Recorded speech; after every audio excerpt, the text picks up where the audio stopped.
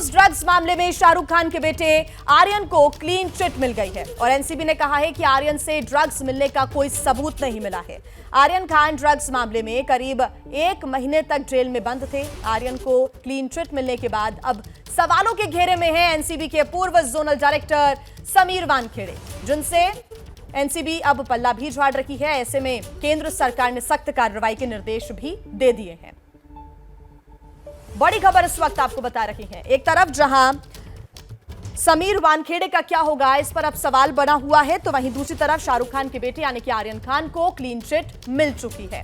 हमारे साथ वरिष्ठ वकील उज्जवल निगम और मुंबई से संवाददाता मृत्युंजय सिंह जुड़ गए हैं। सबसे पहला सवाल मेरा सर आपसे ही है उज्जवल जी कि एनसीबी की तरफ से और खास तौर पर समीर वानखेड़े की तरफ से ऐसी कार्रवाई की जाती है और अब आर्यन खान को क्लीन चिट मिल चुकी है, अब एनसीबी अधिकारी समीर वानखेड़े का क्या होगा, अब यह बड़ा सवाल बना हुआ है। ऐसा कोई कैसे कार्रवाई आगे बढ़ा सकता है, इस पर भी सवाल है।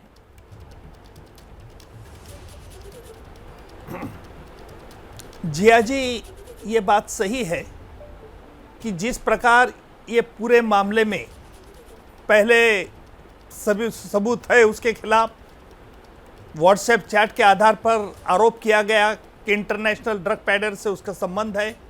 फिर बाद में जब बहुत बवाल मच गया तो फिर एसआईटी बैठी गई और एसआईटी अब कह रही है कि उसके खिलाफ हम कुछ चार्जशीट नहीं दर्ज कर रहे। एसआईटी की तरफ से कल जो 3 बयान आए थे उसमें पहले कहा कि 6 अभियुक्त जिनके खिलाफ कोई सबूत नहीं मिला और इसलिए हम उनके खिलाफ चार्जशीट नहीं दर्ज करें।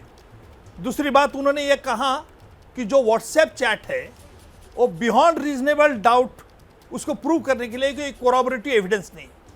तीसरी बात उन्होंने कही कि अभी भी हमारा इन्वेस्टिगेशन जारी है।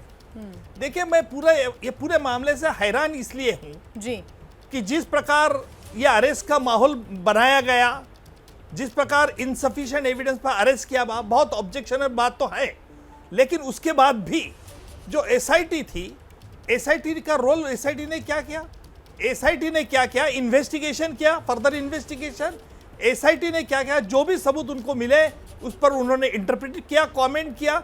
और तीसरी बात क्या की एसआईटी ने कि उस पर फैसला सुना दिया कि उसके खिलाफ कोई उसको क्लीन चिट है। मुझे सवाल यह कि आपको यह अधिकार किसने दिया है?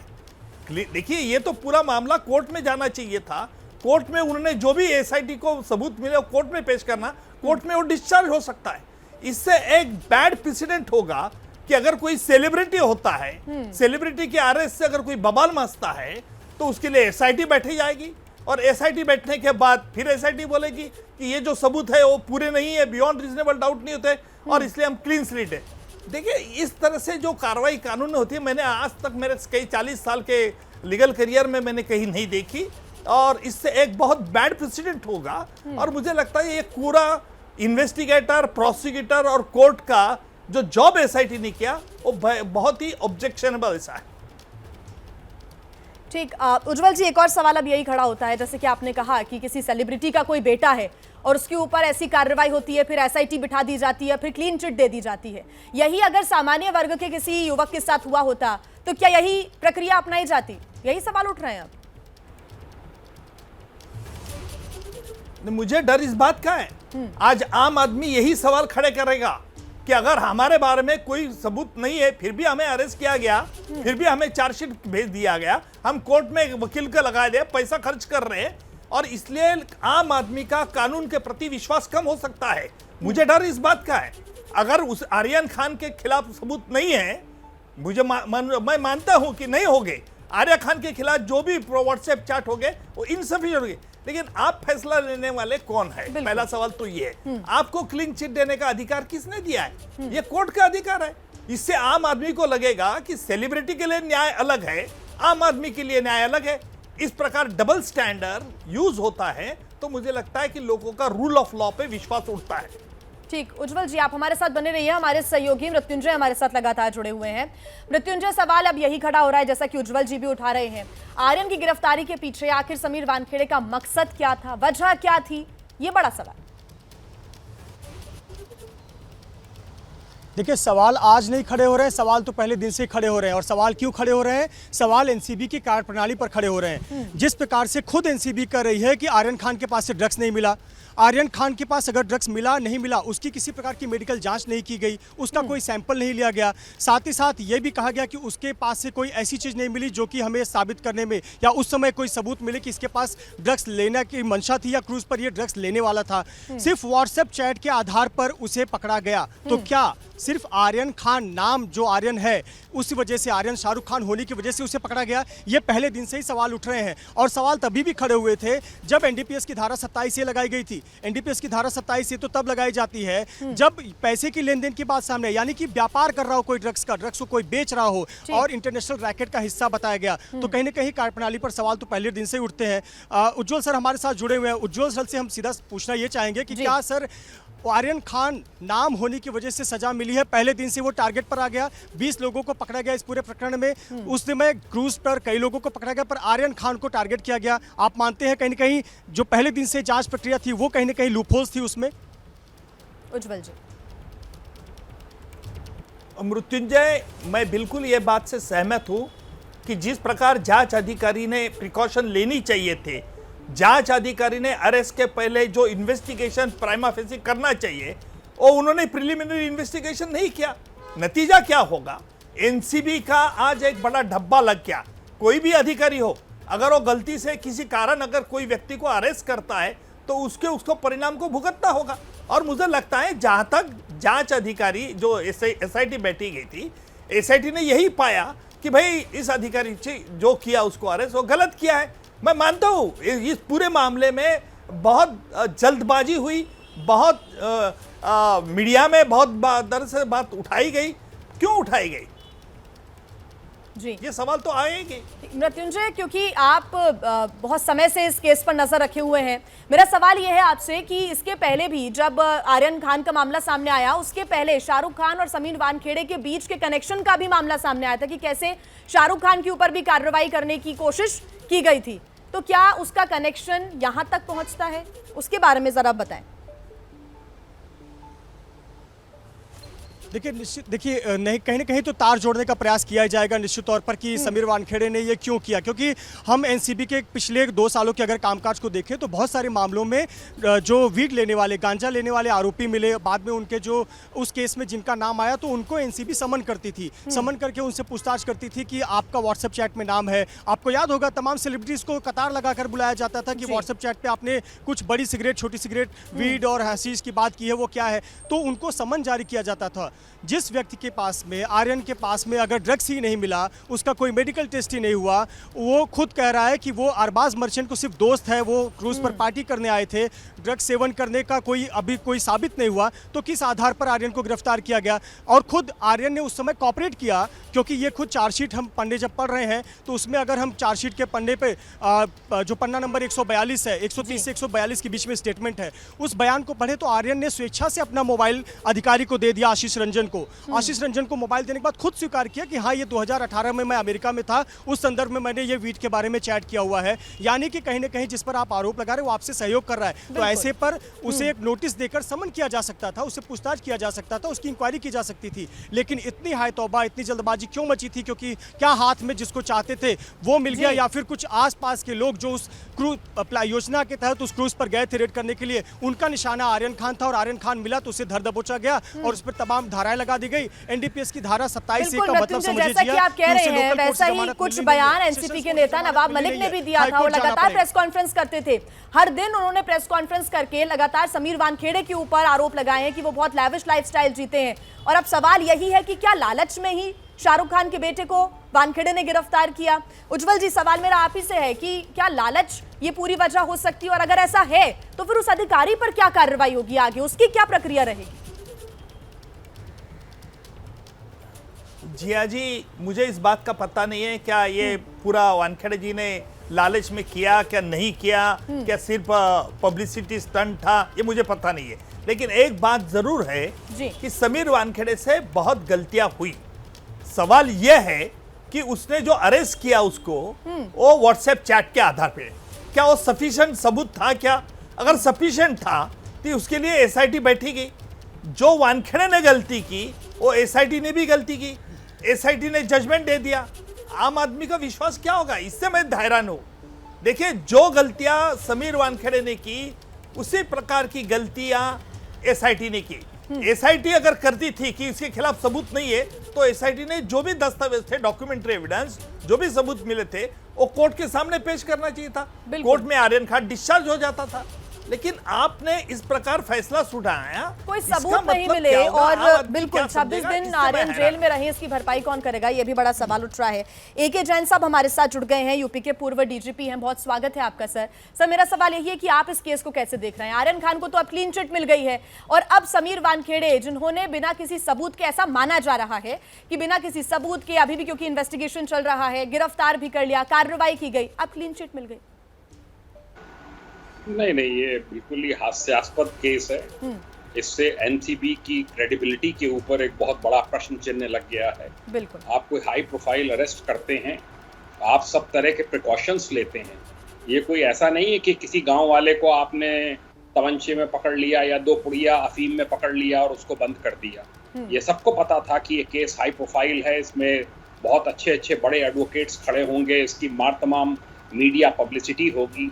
व्हाट्सएप चैट सभी को पता है, मिस्टर वानखेड़े को भी पता होगा, एनसीबी में लीगल इनके काउंसिल्स भी होंगे, उनको भी पता होगा कि व्हाट्सएप चैट्स की एडमिसिबिलिटी जो है वो कोई नहीं होती है। दूसरा, मुझे हैरानी इस बात पे है, जैसा अभी कहा जा रहा था कि एसआईटी का गठन हो गया, एसआईटी ने भी क्लीन चिट दे दी। मुझे इस बात पर भी हैरानी है कि जो जज साहब हैं जिन्होंने कि इसमें रिमांड देते चले गए, उन्होंने इस पे क्यों नहीं प्रश्न चिन्ह लगाया? वो तो अब तक यही बात आ रही थी कि साहब बड़ी जबरदस्त एविडेंस है इसके खिलाफ, इसका तो इंटरनेशनल ड्रग रैकेटियर्स से इसका संबंध है। एके जैन जी, तो आप इस प्रकार ये कहना गलत नहीं होगा क्या कि सिर्फ समीर वानखेड़े नहीं बल्कि और भी लोग हैं इसके पीछे जिन्होंने इस प्रक्रिया पर सवाल नहीं खड़े किए? जी बिल्कुल हैं। पूरी इसकी गहन जांच होनी चाहिए, इसमें गहराई तक जाना चाहिए, और जो भी इसमें दोषी है, जिन्होंने भी इस प्रकार की साजिश रची है, ये उनके खिलाफ कड़ी कार्रवाई होनी चाहिए। ये कोई ऐसा नहीं है कि इसमें जो है कोई एडमिनिस्ट्रेटिव लैप्स हुआ है। ये एडमिनिस्ट्रेटिव लैप्स नहीं है, ये एक क्रिमिनल कॉन्स्पिरेसी भी हो सकती है। बिल्कुल ठीक, आप हमारे साथ बने रहिए। सतीश मानशिंदे हमारे साथ जुड़ गए हैं, आर्यन के वकील हैं। सतीश जी, सबसे पहले तो आपसे मैं यही जानना चाहूंगी, आर्यन 26 दिन जेल में रहते हैं, फिर एसआईटी का गठन होता है, अब क्लीन चिट मिल गई है, इस केस को आप कैसे देख रहे हैं? क्या वाकई इसमें आपको ये लगता है कि समीर वानखेड़े या फिर एनसीबी की तरफ से जो कार्रवाई की गई उस पर सवालिया निशान खड़ा होता है? सतीश जी। देखिए, आर्यन के बारे में मैं ज्यादा कुछ बोलना नहीं चाहता हूँ, क्योंकि उसका जो अरेस्ट और डिटेंशन था वो अनजस्टिफाइड था। पहले दिन से मैं कहते आया हूँ, उसके पास कुछ बरामद हुई नहीं है, फिर भी उसको 26 दिन की डिटेंशन में रहना पड़ा। लेकिन मेरा एक रिक्वेस्ट है गवर्नमेंट ऑफ इंडिया को, जिस ढंग से इस केस में इन्होंने री इन्वेस्टिगेट करके जस्टिस दी है, कानून की रखवाला की है, पिछले 3 साल से जी मैं देखते आया हूँ कि एनसीबी में और बहुत से केसेस में जो लॉ एनफोर्सिंग एजेंसीज है स्टेट्स और सेंट्रल में, बहुत से केसेस में दुरुपयोग किया गया है। ऐसे ही उस केसेस को रीओपन करके इन्वेस्टिगेट करके पूरा एक अच्छी दौर पे लगाना चाहिए। जैसे अभी 3-4 ऑफिसर्स के पीछे इन्वेस्टिगेशन उन्होंने ऑर्डर की है, बाकी सब जो केसेस है उनमें भी इन्वेस्टिगेशन करना चाहिए। जी, सतीश मानशिंदे जी, आगे का क्या कदम होगा अब, क्योंकि आप आर्यन की तरफ से कार्रवाई करते रहे हैं, तो ऐसे में अब आगे आपका क्या अगला कदम होगा? क्लीन चिट मिल गई है अब तो, लेकिन 26 दिन जेल में रहे, उसकी कौन भरपाई करेगा? बड़ा सवाल तो यही है। देखिए, इतने दिनों के बाद हमें जस्टिस मिली है, उसका तो अपने को सफर करने दो। अभी तक हमने कुछ सोचा नहीं है, अगर सोचेंगे वो खुद अपने क्लाइंट्स करेंगे। जब भी वो करना चाहते हैं करेंगे, अगर नहीं करना चाहते हैं नहीं करेंगे। उनके भरोसे पे चलेगा सब। ठीक, एनसीबी और समीर वानखेड़े की बात कर लेते हैं कि उनकी तरफ से क्या वाकई आपको लगता है कि उनके खिलाफ कोई लैप्स हुआ है, कोई गलती हुई है? एनसीबी कार्रवाई करने वाली है और गवर्नमेंट ऑफ इंडिया करने वाली है। अच्छी बात है कि ऐसे मामले में सेंट्रल गवर्नमेंट के जो डीजी और बाकी ऑफिसर्स है, संजय कुमार सिंह जैसे, ऐसे ऑफिसर्स होना जरूरी है और इन्हीं की वजह से गवर्नमेंट ऑफ जी इंडिया की सतीश जी, काम सतीश जी, हाँ। उज्जवल निकम भी हमारे साथ जुड़े हुए हैं, वो आपसे कुछ सवाल करना चाहते हैं। सर सवाल करें। नहीं, मैं किसी का मैं सवाल नहीं लूंगा, जो भी मुझे कहना था आपके दोस्त हैं अच्छे, बताइए। आप एक बार उनकी बात सुन लीजिए, आपके दोस्त हैं अच्छे। मेरे दोस्त तो सब लोग हैं। नहीं, मैं समझ मैं समझ सकता हूँ माने शिंदे जी इसका जवाब नहीं देंगे। एक बात ख्याल में रखना चाहिए कि एसआईटी ने आर्यन खान को स्पष्ट शब्द में क्लीन चिट नहीं दी है। एसआईटी ने इतना ही कहा है कि व्हाट्सएप चैट प्रूव करने के लिए बियॉन्ड रीजनेबल डाउट ऐसा सबूत नहीं है और हमारा फर्दर इन्वेस्टिगेशन प्रोग्रेस में है, पेंडिंग है। मैं इस बात का हैरान होता हूं, अगर एसआईटी इस नतीजे पे आती है कि आर्यन खान के खिलाफ कोई सबूत नहीं है तो एसआईटी कोर्ट में ये क्यों नहीं कहती है। सब नंबर 2, आप हैंगिंग स्वॉर्ड क्यों रखते हैं कि अभी भी हमारा फर्दर इन्वेस्टिगेशन पेंडिंग है। इसका मतलब यही है कि आप जज भी बन जाओ, आप प्रोसिक्यूटर भी बन जाओ, आप इन्वेस्टिगेटर भी बन जाओ, और ये आम आदमी के लिए ऐसा होगा क्या, ये बड़ा अहम सवाल आज इस पर है। बिल्कुल। देखिए, मैं उज्जवल निकम जी का बहुत रिस्पेक्ट करता हूँ जी, लेकिन उनका जो तरीका है, उनका जो दौरा है वो अलग ही है, हमसे मिलती नहीं है। और मैं यही कह रहा हूँ कि आज तक जो भी केसेस में वो खड़े हुए हैं वो अपनी ही धारा चला जाते हैं और जो गवर्नमेंट ऑफ इंडिया ने आज की है उसको उनको मानना चाहिए। तो कीचड़ उड़ाने की ज्यादा नहीं सतीश जी, मेरा सवाल है कीचड़ नहीं, सवाल ये है कि एसआईटी ने क्या पूरा सब कुछ अपने आप ही डिसाइड कर लिया और क्यों अभी भी तलवार लटक रही है कि अभी भी इन्वेस्टिगेशन जारी है। कोई तलवार नहीं है, वो देखा जाएगा। उनको प्लीज रेस्ट करने की थी। तो सतीश जी, तो कीचड़ उड़ाने की आदत ही है, उसको करने दो। नहीं कीचड़ नहीं उछाल रहे हैं, वो सीधा सवाल आपसे कर रहे हैं कि क्या माने अभी भी साहब, इन्वेस्टिगेशन आप क्योंकि कानून की जारी विद्यार्थी है, हो। तो ऐसे में आप क्या सहयोग करेंगे सतीश जी? ठीक है सतीश जी शायद सवालों का जवाब नहीं देना चाहते हैं। उज्जवल जी, मेरा आपसे ही सवाल है क्योंकि अब क्रेडिबिलिटी पर सवाल तो उठता ही एनसीबी की। क्या एसआईटी ने जो ये 3 बातें रखी हैं इस पर भी कोई संशय है आपको? नहीं, देखिए जया जी, एसआईटी ने अगर उनको पाता है एसआईटी को कि उसके खिलाफ कोई पुख्ता सबूत नहीं है तो पूरा सबूत वो कोर्ट में पेश करना चाहिए था और कोर्ट में आर्यन खान डिस्चार्ज का एप्लीकेशन कर सकता था।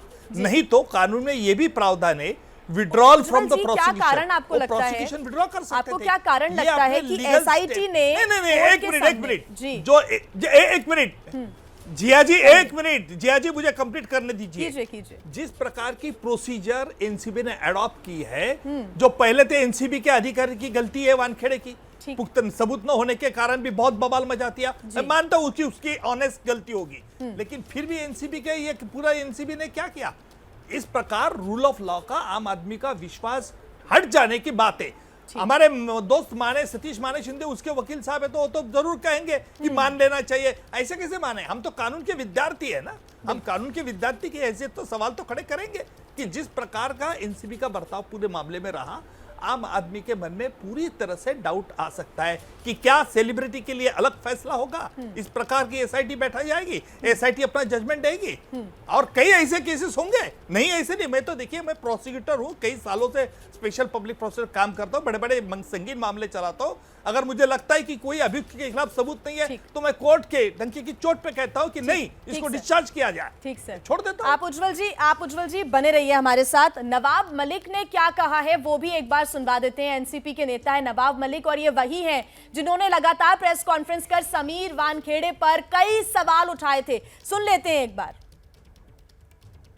ज्ञानेश्वर जी टीवी पे आते हैं, बहुत सारे अधिकारी टीवी पे आते हैं, किसी भी अधिकारी का शर्ट 1500 रुपये से महंगा नहीं, लेकिन समीर वानखेड़े की शर्ट 70,000 रुपये की क्यों होती है?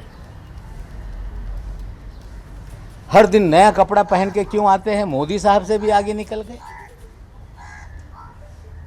पतलून 1 लाख रुपए की, पट्टा 2 लाख रुपए का, जूता 2.5 लाख रुपए का, घड़ी 50 लाख रुपए की, 25 लाख रुपए की, 30 लाख रुपए की। एक अपराइट अफसर, मैं सारी तस्वीरें आप लोगों को दे दूंगा। अगर जिस तरह के कपड़े इन तमाम दिनों में उन्होंने पहने, उसकी कीमत ही 5-10 करोड़ रुपए की है। क्या ईमानदार अफसर 10 करोड़ के कपड़े पहनता होगा? कोई शर्ट दोबारा हमने पहनते नहीं देखा। इससे बड़ा ईमानदार कोई हो नहीं सकता जो 2 लाख के हर दिन जूते पहने। इससे बड़ा ईमानदार कोई हो नहीं सकता जो लाख रुपए की पतलून पहने। इससे बड़ा ईमानदार कोई हो नहीं सकता जो 70,000 के शर्ट पहने। हमें लगता है ईमानदारी का पैमाना इतना बढ़िया है। ऐसे ही सारे ईमानदार इस देश में हो जाए। हम कामना करते हैं कि ईमानदारों का जीवन शैली इसी तरह से बने। मैं फिर आज अपनी बात पे कायम हूँ कि समीर वानखेड़े ने हजारों करोड़ की वसूली की है।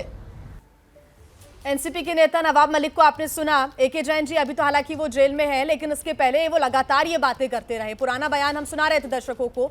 तो क्या माने कि समीर वानखेड़े लालच के चक्कर में या फिर पैसे उगाही के लिए ऐसी कार्रवाई करते थे या करते रहे अपने समय में? नहीं,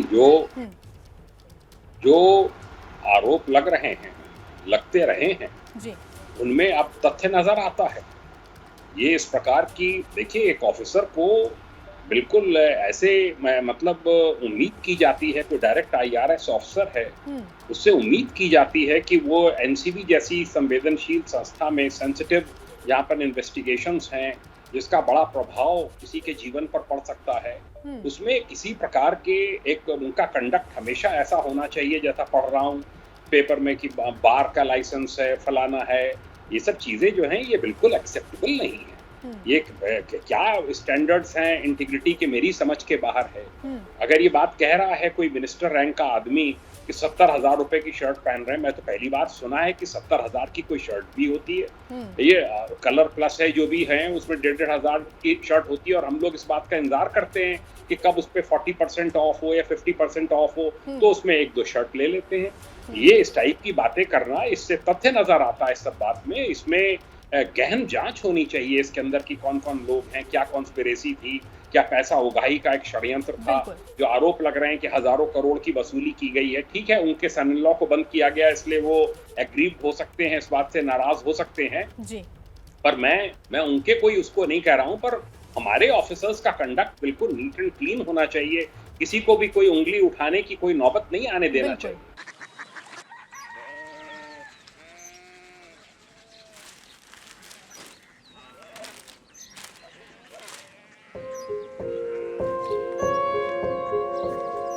बाबा बाबा, Korea city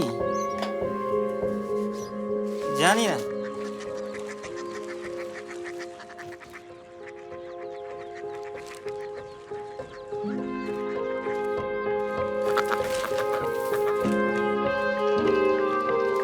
Korea city?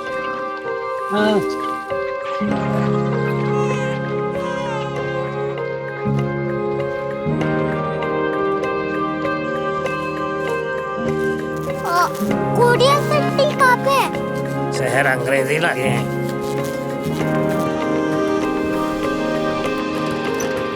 Korea city.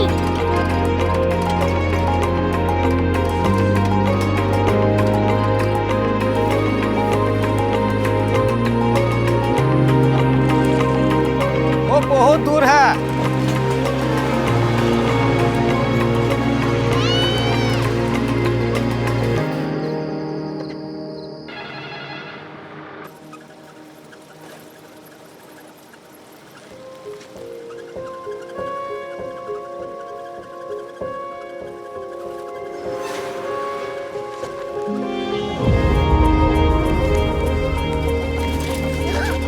Korea city.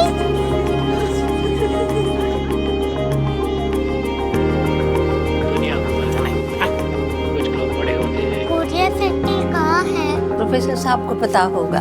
हो, ये छोटा वाला ग्लोब लगता है। और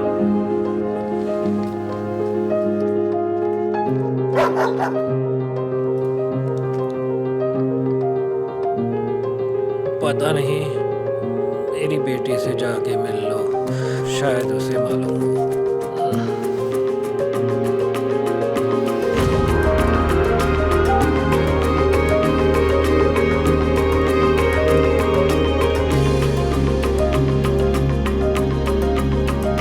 हाय।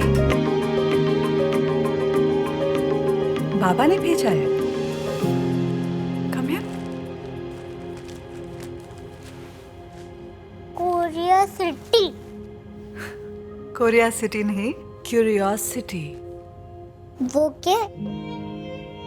That's what brought you here? जो तुम्हें यहाँ तक ले आया।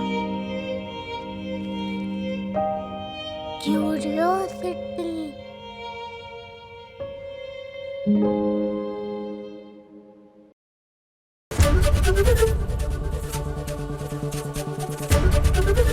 एबीपी न्यूज आपको रखे आगे।